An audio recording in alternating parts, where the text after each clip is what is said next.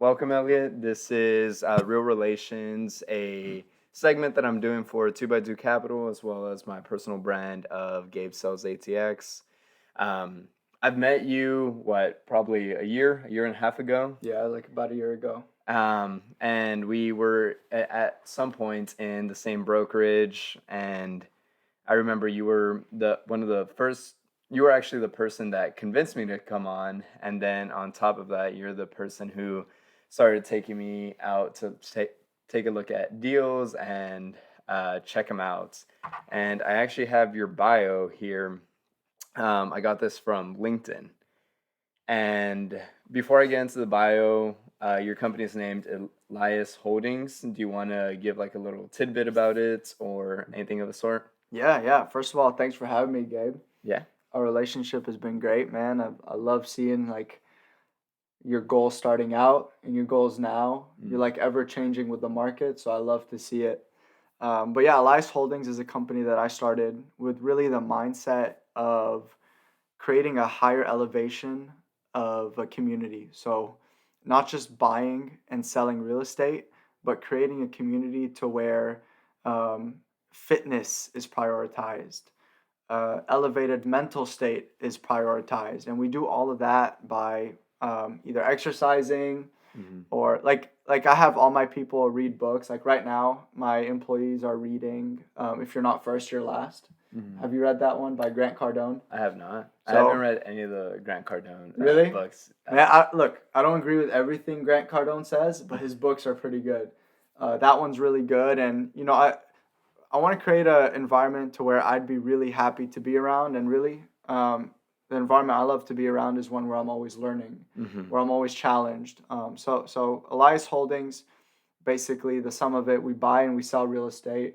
We get creative with helping either distressed homeowners or people who just don't know what their options look like. Mm-hmm. And then along the way, we do cool things like we run, we read books together, Mm-hmm. we do activities. So, yeah, that's Elias Holdings right now. We're 1 year old right now. Nice, nice. And yeah, so I remember whenever I met you, you were based out of Killeen, Texas. I've seen your profile on Bigger Pockets where you've entered into multiple markets. I believe your first one ever was Sugarland, Texas, long-term hold, and then you bought quite a bit in Killeen. It was everything from single-family residences to a 5-acre commercial lot. I remember you actually took me out to go see it. You said that you were planning on either doing a wedding venue or Airbnb-ing it, and I remember we went in and it was like almost like demolished. Man, you're just shitting on my property. Can I curse, by the way? Is that okay? I guess so. At this point. Yeah, man. Look. Things always change. Like I wanted it to be a wedding venue at first, Mm-hmm. but now it's just a long-term rental. Yeah. So like, man, like now you just pissed me off. I really wanted it to be a wedding venue, but I didn't have the capital for it. My bad. I didn't mean to piss you off. But like I just remember how you were talking about like the different ideas that you could have had for it and just like the different plans. And that's something I remember we constantly talked about. We weren't always looking at a one way fits all exit plan. It's not only subject to, it's only not only seller finance, it's not only doing a wedding venue or Airbnb. It's all of the tools that we have heard of that we will constantly take on and implementing them in the best way possible that helps the team, the company, and you as an investor. So I want to delve a little bit more into that. How did you start finding out about a lot of these creative methods, exit plans, and where do you like see a lot of your vision going towards? So really, I learned a lot from, first of all, my brokerage, Taifki Real Estate, where everyone's doing creative deals. Mm-hmm. Everyone's doing kind of out of the box things like wholesaling. I started out wholesaling. That's how I got my foot in the door in real estate. And seeing how, just basically calling people and seeing how they are doing deals. Sometimes you learn sometimes you get knowledge not by seeking it, just Mm-hmm. by like attracting a educational and learning type mindset. Like I'm always a beginner no matter Mm-hmm. what I do. I'll never like go into anything showing that I know everything because those Mm-hmm. people don't learn. So I always have like that beginner mindset, and people always come in and they teach me what they're doing. Mm-hmm. So, you know, people like Pace Morby, other people like you, for example, who show me that creative finance can be done with like hundreds of units as well. Like Yeah. who's to say someone like me can't do that? So I can't give credit to just one person. It's just being in the real estate environment. You can't help but learn like all Mm-hmm. these exit strategies. Like right now, I'm doing novations. Mm. So novation is kind of instead of wholesaling a property to end buyer off market, you can actually put it on the market on the MLS. So I can list the property and wholesale it at the same time, so more people can look at the property. Mm-hmm. So that's just like So break that down a little bit. Uh, Wholesaling, and you're able to put it on the market. What are you in this scenario? Are you a partner? Are you do you have some equity split? Are you the agents? that's a good question. So in this case, I'm the agent Mm-hmm. and I'm the buyer. Hmm. So I'm not the end buyer. I'm the one who put the property under contract. So for those who don't know what wholesaling is, you put a property under contract and you assign it for a fee to someone else for a higher price than what you put it under contract for, right? Mm-hmm. And typically you're dealing with investors for your end buyers. Here, we are able to put it on the MLS, on the Mm-hmm. market, and we can try to get more money than what an investor would pay. Mm-hmm. And people like this because we're exhausting our resources. We're not charging them commissions or anything like Mm-hmm. this. In this case, I'd be playing the realtor Mm-hmm. and the buyer who put them under contract initially, if that makes sense. Yeah. Yeah. So I notice that your wheelhouse tends to lean a little bit more towards residential. You've done mobile homes, you've done that commercial land, and I also heard about an oil and lube shop that you've had. Yeah, Um, that one was crazy. yeah, I think that one's like out of left field. Whenever I saw it, I was like, "What is happening? How does he even go into the oil and lube shop and just think this is worth buying?" I Talk me through that process. What do the numbers look like? What is it typically like? T12s, rent rolls, P&L statement. Typically, people that are in mom and pop type of shops don't necessarily have the most advanced financials. So, how For did you sure. evaluate it? There were no financials. It was cash. His business made no money. He wouldn't show me anything. But I wasn't looking for that deal. I'll tell you the story. I went to go get my brakes changed in Mm-hmm. Killeen. This was the closest place near me Mm-hmm. to where I can do it. I walk up, I get my brakes changed, and as I always do, I ask the owner if they'll sell. It's obviously a mom and pop shop, right? Mm-hmm.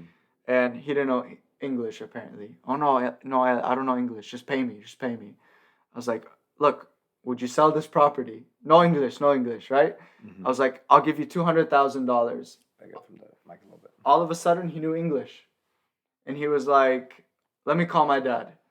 He called his dad and he started talking business with me, like, oh, you want to buy it? How much? Are you serious about your offer? Yes, I'm serious, this and that. And here are the numbers. And by the way, I wasn't equipped to buy commercial at all at that Mm-hmm. point. I didn't know anything about buying a business, buying commercial, but it's just one of those things where I thought I'd learn along the way. Mm-hmm. Put it under contract and I'll learn. And I'm going to close on it, but I want to learn. So I ended up structuring a 5-year balloon owner finance loan, 6% interest, and $30K down with $1,000 a month payments. That was the real sweetener of the deal, was $1,000 a month payments, because right now we're renting it for $2,275, so it's creating $1,000 in cash flow. Mm-hmm. And What do you mean you're renting it for $2,275? Are you renting like the business, the actual asset of the real estates? Take me through that. just the business owner, because I don't want to run the business, so I let someone who wants to run their own shop lease the building from me, Okay. and they're just leasing the entire space from me, everything, the lot and the building, and they're running their own mechanic, oil and lube type shop. Okay. All I'm doing is collecting rent. It's a triple net lease. And I was out of pocket nothing. I got a partner to fund me the $30,000, Mm-hmm. and we're 50-50 in the deal. Hmm. So, that was a deal I'm really happy with. And man, that was a tough deal because these commercial owners are a lot different than residential. Yeah, They're right, like they are. they're a lot more sophisticated. They try to nickel and dime you for everything, and I wasn't used to it. But I'm so glad I went through that learning. Mm-hmm. Yeah. So we're gonna take a little bit of a backtrack back into your story. So this is your bio from LinkedIn. I am an entrepreneur and investor. At 24, I flunked out of college with nothing to my name. By the age of 25, my portfolio of real estate crossed $3 million. I started Elias Holdings with two things in mind: to solve the struggling homeowners' issues and provide creative, practical solutions to purchasing property. And two, to empower and recognize those who work relentlessly to achieve their dreams. I believe in building a company that's focused on hard work, not God given talent. How many of you feel like you are overlooked, like what you have accomplished does not define who you are? I want my story to be a catalyst for your success. So that Fired up. yeah, that's like a big this is a pretty big and hefty bio. What I always find amazing is your story about flunking out and then going into real estate and immediately provide or creating some type of success. Is this a scenario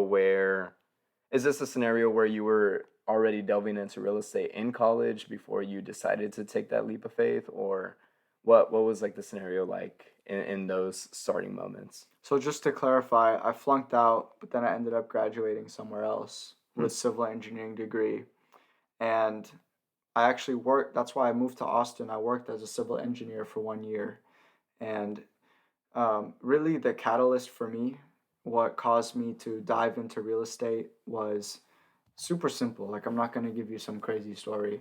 What's made the most amount of millionaires on earth? It's real estate. Hmm. And I was like, you know what? Like, if real estate can't make me a millionaire, I don't know what will. So I dove into real estate, and every single day I find new reasons why I'm in real estate. Hmm. I get to help people, I get to make money along the way. Hmm. People get to look to me for guidance. Like, some people don't like that. I love that. I love being able to provide like the best solution for people, and I love being put in that scenario, in that position. As an employee, it's tough to do that. Hmm. It's tough to call the shots. It's tough for people to look to you for anything, really, right? Other than, here's the work that I expect from you, get it done. You know what I'm saying? So Hmm. um, that's why I dove into real estate. One property at a time. Learning why I love this business. I noticed that one of the things that you constantly talk about is just your mindset. I like to think of you in the same bucket as Alex Ramosi, where a lot of what he's saying is screw your feelings. It's your feelings are able to provide you a sense of discomfort. However, it doesn't really matter at the end of the day because what's your feelings only dictate what you're currently feeling in that given moment under these stressful scenarios. So you will inevitably have stress trying to pursue your dream. How do you end up managing a lot of those stressors and stressful situations that you constantly find yourself in within real estate? Yeah, yeah. I'm honored you compared me to Alex Hormozy. It's amazing. But the way I deal with stress, I wasn't always very stress tolerant. Mm-hmm. The way I deal with stress is just go through it. So, like right now, I have a higher than usual stress tolerance Mm-hmm. because I've been in very stressful scenarios. And I deliberately put myself in stressful scenarios and uncomfortable scenarios Mm-hmm. so that I can build those calluses to where, if a tenant leaves, it doesn't ruin my whole day. Mm-hmm. I just call my property manager, guys, let's do the make ready, Mm-hmm. let's get a new tenant. When before I'd be like, oh my God, the world is ending. I have no income. Like, what do I do? And then it like puts me in a different mindset to where I can't conduct regular day-to-day business anymore. Um, to answer your question, I build calluses by putting myself in deliberate, stressful situations. Mm-hmm. And I kind of want to distinguish. I know a lot of people put themselves in stressful situations. However, are you putting yourself in situations where you're stripping yourself of your resources? Like, are you constantly cash poor? Are you um, constantly stressed out? Are you constantly looking to bring on multiple projects at a time? What is this? What is this idea of you putting yourself in stressful situations? I'm growing way faster than I should. Mm-hmm. I'm 2 years in and I'm at 20 properties. Mm-hmm. And each one of these properties, is like 20, 30, $40,000 out of pocket. Mm-hmm. If you do the math, what is that? Like one property a month, maybe two properties a month on some months. Mm-hmm. I'm not making $20,000, $30,000 a month. That's what I thought up until I put the bullet on my back and I'm like, now I have to make $20,000, $30,000 a month. On the first of every month, just from mortgages, I get X amount taken out of my bank account. Mm-hmm. And I'm depleted. Mm-hmm. Now I'm back to square one. If two tenants don't pay, that's $5,000 that I can't come up with, that I'm gonna have to come up with. Mm-hmm. So I don't come from 100 property family. Mm-hmm. I come from 0 properties. And for me to reach my goals, I don't have a humble goal, and I'm gonna say it. And I don't have a humble goal. I want to own the most real estate on earth, Mm-hmm. and to do that, I have to buy 5 properties a month at some point, 10 properties a month at some point, Mm-hmm. so that I can reach the heights I want. Mm-hmm. So I kind of have no choice. If I set the bar for myself and I set the goal of Eliott and Elias Holdings to own the most real estate on earth, I have to put myself in those situations. Mm-hmm. And I just have to embrace it. Like when things are going well, when things are comfortable, I almost don't feel alive. I almost feel like I'm losing brain cells or I'm losing like that alive feeling. So, it's everything. It's reaching my goals and keeping me alive at the same time. Mm. Okay. Dang. So I'm hearing yourself put yourself in stressful scenarios. One of the things that I feel uh, constantly scares me, and I've noticed it scares other people, is that idea of being uh, cash poor and that idea of relying on an external source such as your tenant not paying. Do you have any funds that you just have like do you have any emergency funds is what I'm saying, or do you just like plan on making that money through wholesaling, or what solution would you look towards if one day two of your tenants stop paying? Yeah, I do keep funds. I do keep emergency funds. I think it's stupid not to. I think if you're just running your business with no emergency funds, then you're just running like a piggy bank that's going to drain. Mm-hmm. And one screw up, one HVAC goes out, one roof goes out, and you could ruin everything you've built. Mm-hmm. So I definitely do keep some funds. Um, but I plan on not touching those unless like I really need them. Mm-hmm. So I just like in my head I don't have them, Yeah, yeah.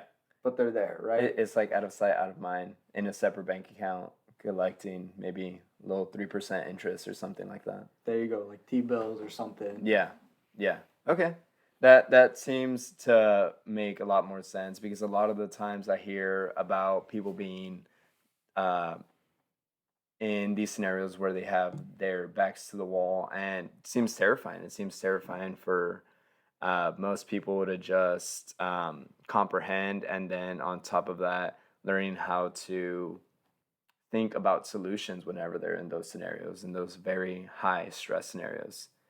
And I also want to share a little bit of a story on us and one of the first deals that we ever went to go take a look at. We I told Eliott that I wanted to buy some multifamily. I was looking anywhere from 7 units to 30 units because that is where syndicators, big hedge funds, and a lot of bigger players that have these $1 million in their pockets do not play. It's where the mom and pops play, where your uncle who got into real estate, bought an apartment in the 90s, got really lucky, and now his investment is worth so much more. And that allows us to create a more valuable relationship, which allows us to transact deals a little bit easier. So we went to go check out uh, well, it was originally a 4 unit that turned into an 8 unit that we were looking to buy. It didn't end up working out, but what were some of the things that you kind of saw within that deal? What were the things you were thinking about doing with it, and how were you looking to go through with it? Yeah, it was just another seller who was motivated that I didn't know what the plan was exactly, but I knew she was motivated, which is good. Hmm. And I knew your goal. I think we met on Thursday, and then on Saturday we went to go see the deal. Yeah. So like I thought the deal was meant to be. I was like, my God, like me and Gabe are supposed to close on these 8 units. Hmm.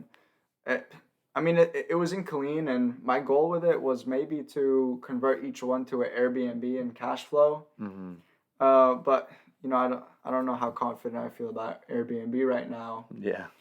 So that kind of threw out the window. But I don't know if you remember, like she kept changing the terms Hmm. every single time we met her. She was like, okay, owner finance 20,000 down, and then she talked to her realtor. She was gonna sell it to us for like what 250, Hmm. and then she came back. She wants to sell it for 400. Yeah. I'm like, Gabe, ditch this seller. She's crazy, man. She's a crazy woman.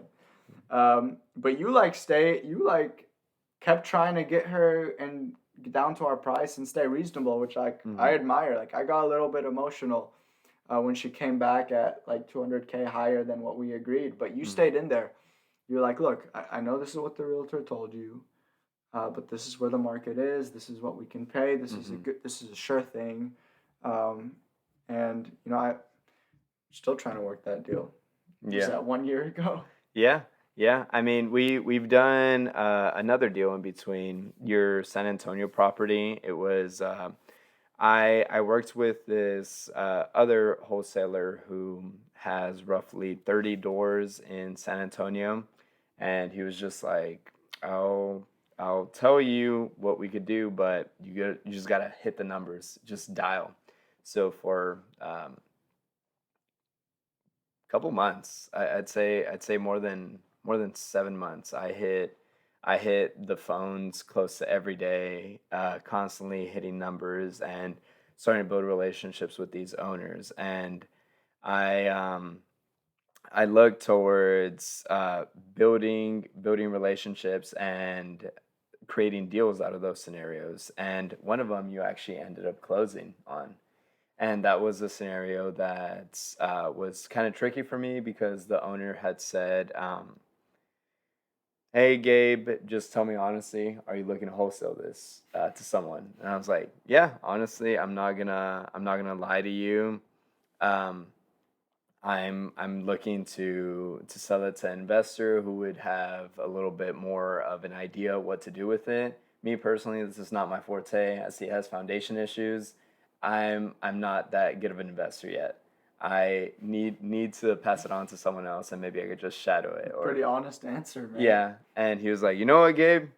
Really like you. I'm not gonna sell you it." Oh man, you almost got it. You and almost. and I was like, wow, well, that was like a really hard moment because I had already started collecting a list of 40 warm leads or pretty hot leads, and he wasn't going after them at all, or like he was the one that I had the most hope in, and he just flat out told me no, and it was like a little heart sinking moment. But the guy that I was working with, he had told me, "Hey, I think this is good. You were honest. Ultimately, that just happens sometimes. but here's what we can do. We could still send it out to people, just build goodwill with them. And I sent it out to a couple people, and you were one of them. And you were like, yeah, I'll take a look at it. We were probably valuing it at um, somewhere around 70, 80, and the tax record said it was like 60, and you bought it somewhere between that, and you took at this you took a look at this house that had foundation issues. I'm pretty sure like a lot of the structure was messed up, and must have been a pretty tricky project, because whenever I was taking a look at it, I was like, you'd be lucky to have anyone go over the price that you're setting. um, and you took it down. um, I did, and I really appreciate you for that. That was a good deal. We're still working on it now, still rehabbing it. yeah, It's taking a long time yeah, because the foundation does need work. yeah, It needs a lot of work. Um, but yeah, that was one where like I really liked how you trusted me enough to share the owner's number mm-hmm, and let me do my thing. mm-hmm, Because some people will do that and they're like, okay, the investor could just say, all right, I just won't pay Gabe. yeah. Honestly, I wasn't expecting payment.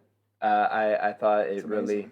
it really showed a good part of your character when you're like, hey, you want to claim a finder's fee?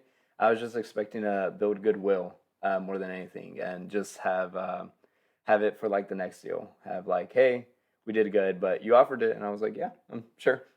No, man, that I really love. Like, I'm big into doing many deals with people, Mm-hmm, and like if one doesn't work out, that's okay. We'll do another one. We'll work on another one, mm-hmm, and um, like there's people that I want to do many deals with. There's people that I want to do zero deals with. Maybe just do one deal. But you're one of those people I want to do many deals with. You know, mm-hmm, so and at that point, I wasn't even considering San Antonio. mm-hmm, I was in my little bubble up in Killeen, Texas, mm-hmm. and I looked at the deal. I crunched my numbers. I picked it up for a decent price. The seller was a pain in the ass for me as well. You know, don't get me wrong. Mm-hmm. I don't know if I told you this, but like on the day of closing, he was trying to up the price by 5K. Mm. The day, like the hour of closing, and I was like, "Look, man, we can't do this." He's like, "All right, no problem. Have a good life." And I was like, you know, usually I say like, all right, whatever, go sell it to someone else. But like I knew even if I paid 5K more, it'd be a good deal. Mm-hmm. So man, I bit the bullet, and he's one of those experienced guys, man, who will like Yeah, he had quite. never right. He has a lot of property. Yeah, he had quite a bit of portfolio. Those guys negotiate till the last second. It's never done until you sign the papers. Yeah. And those people excite me, and I hate them as well. What has been the difference between meeting someone that's experienced and taking on someone who may be like a average owner, doesn't own a bunch of properties, just owns that one home, was thinking about passing on to their kids, but their kids want nothing to do with it. Yeah, I like dealing with experienced owners because we speak the same language. They know what I want. They know I'm in it to make a profit, and they know what the property's worth, and they know how much I need to pay to basically make money. So for me, the conversations are easier. It's just the negotiations are tougher. With mom and pop type owners, you know, they really don't know what their property's worth. They don't know what they can sell it for. They don't know what their options are. And a lot of people take advantage of him. But I try to make it a point to educate him and say, hey, this is what your property is worth if you fix it up. And, you know, I'm just going to tell you right now, you know, I'm probably telling you everything to where it's not in my favor to do business with me. But, you know, this is real. Like, and oftentimes people respect that honesty. Mm-hmm. You know, and oftentimes these sellers, especially with the sellers I'm dealing with, they don't have the money to fix up property. They don't have the motivation to get the most amount of money as possible. They just want the cash, or they just want to be taken out of a bad situation. Mm-hmm. And I'll take them out of a bad situation, no problem. Okay. So I see you're in approximately 8 markets. How has that been? Am I? Well, we see Sugarland, Texas, Killeen, Texas, Temple, Texas, Belton, San Antonio, Troy, Texas, Lockhart, and Leander. Dang, I am in 8 markets. Yeah. Look at that. Crazy. But they're all pretty close to each other, you know what I'm saying? They're Yeah. all within like 4 hour drive. What was the question? How do you manage all of this? I mean, a lot of the times there's investors that are very strict to their market. They don't deviate, and you're an exception to that. I mean, some of them are close, but some are pretty far from each other too. Yeah, I'm wide open, you know what I mean? If the numbers work for me, then I'll never turn down a deal. Yeah. You know, the numbers work for every single deal. You know, I'll buy in Zimbabwe if the deal's cheap enough. Really? So I just buy a lot in few markets because, as you know, like when your name builds in a few places, more inbound comes your way. More Mhm. people hear about you as a buyer, Mhm. more comes your way. And I think it's good that I'm in 8 markets. I want to be in more. I want to plant seeds everywhere. I want to be able to diversify in as many markets as possible. But it's not easy. Um, it, it it's not easy being in all these markets Mhm. because I can't be everywhere all at once. Mhm. So that's where the trust factor of your contractors and your property managers come into place. Those are your eyes and ears of all the projects you're doing. So I Mhm. want to make sure I keep a good relationship with them. And I it's systems and processes go a long way when you can't be everywhere all at once. Okay. So, like as soon as I buy a property, do you have a checklist? Yes, I do. Turn on utilities, turn on Wi-Fi, and get permits pulled. Boom. Mhm. That's day one. Day two, we got systems and processes for everything so that we know exactly what we're dealing with. We're not just running around like headless turkeys Mhm. trying to figure out what the next step is.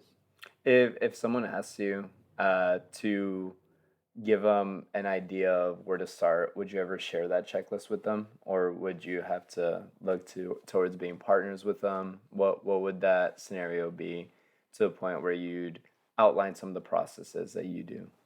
Yeah, I love educating, but not on deaf ears. Mm.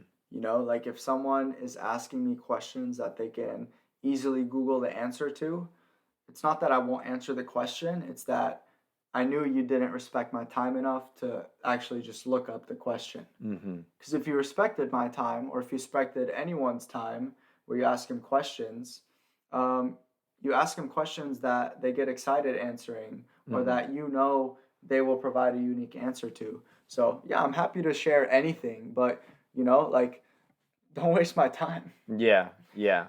It just has to be more so along the lines of, is this question worth my time? And will you, like, it's okay if you take up some of my time, just make it more worth my time. Not so much if the question is worth my time. Well put.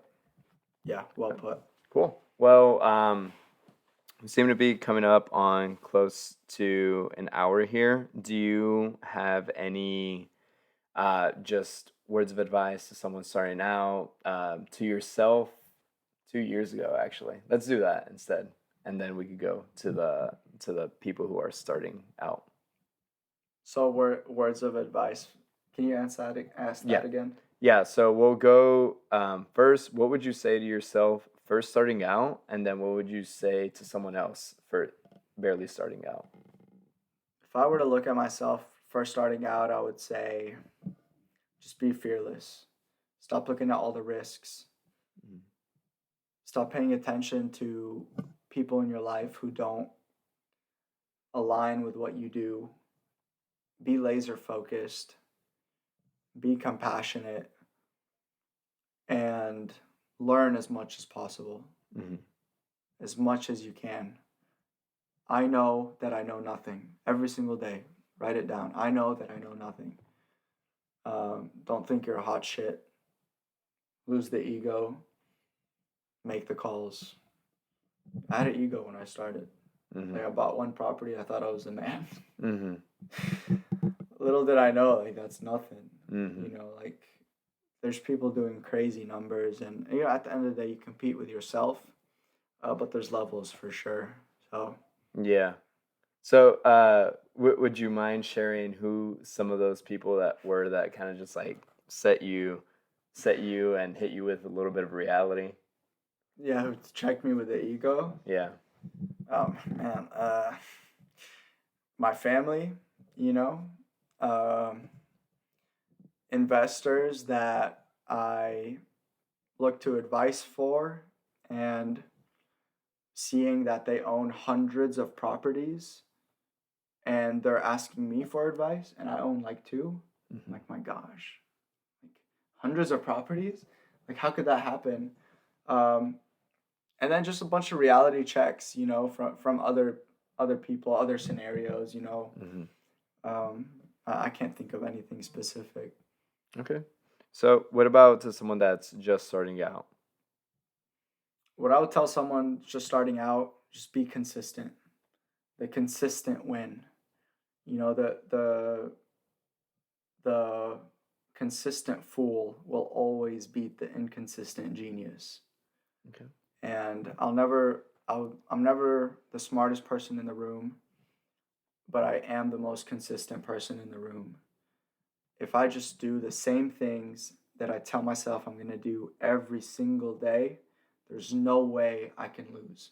Hmm. So just be consistent. That's my biggest advice. Cool. Well, thank you so much for hopping on, Elliot, and I hope we're able to get some of the video recovered, but I guess we'll see what's going on with that. Thanks for having me, man. I appreciate it. Yeah, of course. Go work.